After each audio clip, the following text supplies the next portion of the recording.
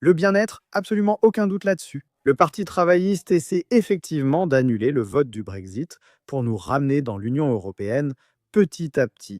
Et bien sûr, il faut se rappeler que Keir Starmer était un opposant très radical au Brexit, l'un de ceux qui ont honteusement tenté d'annuler ce vote sur le Brexit.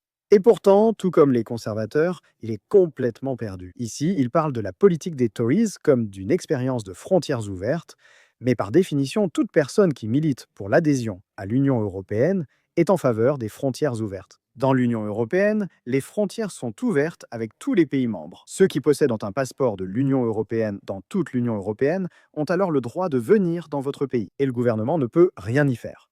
Quelque chose d'autre qui me fait rire à propos de Keir Starmer, c'est qu'il parle beaucoup des différents accords commerciaux conclus par son gouvernement. Il semble en être très fier. Ce sont des accords, bien sûr, que les simples gouvernements ne sont pas autorisés à conclure eux-mêmes au sein de l'Union européenne.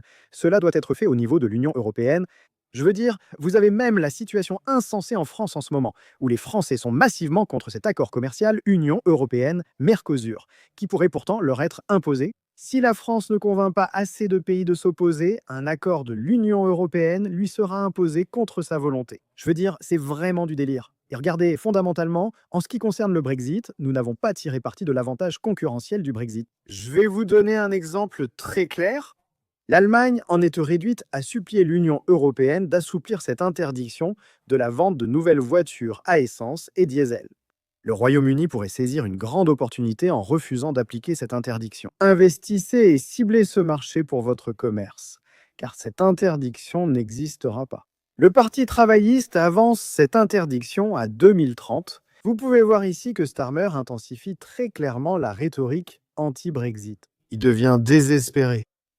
Il voit clairement cela comme un moyen d'attaquer la réforme, et vous pouvez le constater ici. Des rapports parus ce week-end, non démentis par Downing Street, indiquent que le principal conseiller économique de Starmer suggère que la Grande-Bretagne devrait envisager de réintégrer l'union douanière de l'Union européenne. Il n'est donc guère surprenant que certains évoquent la possibilité que le Parti travailliste cherche désormais à annuler complètement le Brexit. Ils sont désespérés, ils sont tombés à 15%, ils sont à la 4e place.